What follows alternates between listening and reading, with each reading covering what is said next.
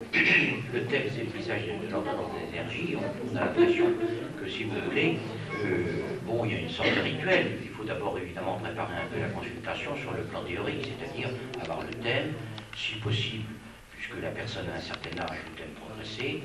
Ça, c'est un travail purement technique où je ne me mets même pas en état d'interprétation. Je fais uniquement des calculs, le thème des transits du jour, c'est-à-dire qui est intéressant pour la tonalité de la consultation, et puis une fois que c'est préparé, moi je vais fermer, j'ai passé 1h30 de travail à faire ces trois thèmes, le thème solaire quelquefois, et puis à ce moment-là, la personne arrive. Alors je tiens absolument à ce que l'entretien se passe à deux, c'est-à-dire qu'elle découvre avec moi, j'allais dire, l'entrée, le voyage que je vais faire dans un pays qui n'est pas le mien. À la limite, je n'ai aucune réponse personnelle lorsqu'il y a une interrogation. Je ne donne pas mon idée de la situation, comme faisait par exemple cet astrologue qui avait des mérites, mais bon, peut-être un passage où il a pris l'autorité de parler de quelqu'un avec son thème sans que personne ne demande, ce qui est très casse-gueule, ce qui est fou, ce qui à la limite est un viol. Moi personnellement, je ne regarde pas les thèmes des personnes que j'ai vues, sauf quand elles reviennent me voir. Et la même chose, je refais si vous voulez, il y a des conditions minima pour qu'il y ait le moins de bavure possible. Alors, bien entendu, l'entretien se fait à deux, donc on entre ensemble dans le pays, c'est-à-dire on appuie sur comment dirais-je, sur le bouton du magnétophone, parce que ça peut être un vecteur porteur de méditation pour la personne, et qu'effectivement, il y a des dates quelquefois qui sont suggérées suivant l'entretien. À partir de ce moment-là, jusqu'au moment où on termine, il est bien certain qu'on est dans un état tout à fait particulier, une mobilisation à la fois sensible, parce qu'il faut une empathie. Si évidemment ce qu'on dit apparaît comme venant de l'extérieur, ou c'est-à-dire d'un pouvoir technique sorti d'un papier, alors qu'elle ressent sa vie avec ses difficultés, il est certain que l'empathie, bon, il faut quand même se mettre un peu au centre du thème, et si vous voulez, moi personnellement, j'envisage, je le dis, une petite période où je parle un tout petit peu plus, pour, comme quand je vois une partition musicale, voir un peu le sens de la partition. Alors là, déjà, on évoque une substance symbolique. Et puis ensuite, une petite minute ou deux d'arrêt, et puis alors à ce moment-là, on entre dans un dialogue où elle donne l'écho de cette histoire dans son vécu. Et à ce moment-là, commence le dialogue où quelques informations arrivent, comme elle le veut. Et en général, ça se passe assez vite et assez bien si la première partie a été une empathie où on sent, où la personne sent véritablement qu'on parle d'elle, de ce qu'elle ressent. Parce que quand vous avez le thème solaire, le thème natal qui est un potentiel, le thème progressé et le thème des transits du jour, eh bien, il y a quand même, si vous voulez, une alchimie qui se passe, qui fait que vous n'avez pas de méthode véritable, mais vous allez prendre un circuit en fonction de la vibration de la personne qui est devant vous. Vous entrez là où elle est.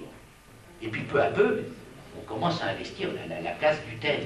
Et puis, après, évidemment, on entre dans les précisions, peut-être plus date, etc., puisque le créneau se joue dans l'instant, et en même temps, d'où ça vient d'ici quelques mois, et où ça va d'ici quelques mois. Mais je me garderai de parler, par exemple, que dans 5 ans, elle aura des transits, une chose très difficile à traverser. Chaque chose en son temps. Une personne vit sa vie et construit sa vie, et elle ne va pas projeter dans l'imagination le fait qu'on va lui dire vous allez avoir Saturne dans 7 ans qui va avoir... Alors ça devient fou.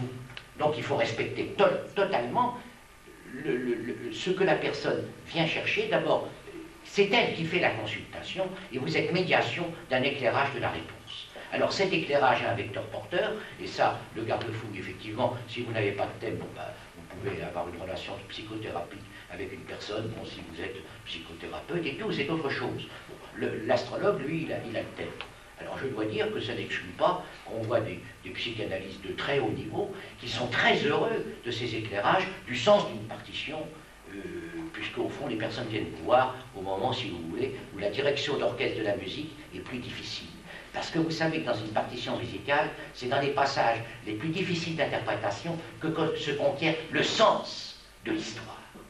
Il est certain que quand vous entendez des partitions de Beethoven, il y a certains passages très difficiles à interpréter, qui sont ce qu'on appelle des nœuds, des conflits de sensibilité dans l'expression créatrice, et c'est là où est le génie du compositeur. Donc une personne peut construire sa vie d'une manière extraordinaire, avec un passage de Saturne, c'est très dur, il ne faut pas se négliger. Un Saturne qui passe au carré d'un ascendant où il y a Pluton, etc.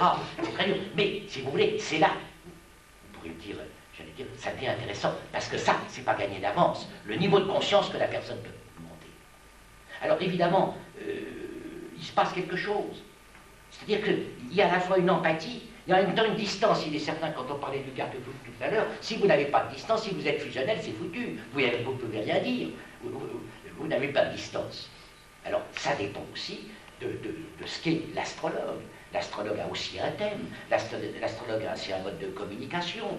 Il faut voir aussi comment il fonctionne dans sa recette. Il est possible que certains astrologues aient un certain type de clientèle. Moi, je vois surtout des artistes. Mais si vous voulez, c'est pas totalement étranger à ma trajectoire, ou des personnes qui ont connu, si vous voulez, on en parlait dans ce dîner très étonnant qu'on a eu tout à l'heure, avec quelques personnes, au sujet de l'époque actuelle qu'on est en train de vivre, où il se passe des choses essentielles. J'ai une chose qui m'échappe parce que j'ai pensé à une chose tout à l'heure un peu forte, ça m'a décentré. Mais si vous voulez, il n'y a pas de doute que là, il y a le lieu d'un voyage toujours nouveau, et c'est quelque chose de très émouvant. Alors évidemment, moi personnellement, je trouve qu'une heure et demie, on ne peut pas dépasser cette concentration de sensibilité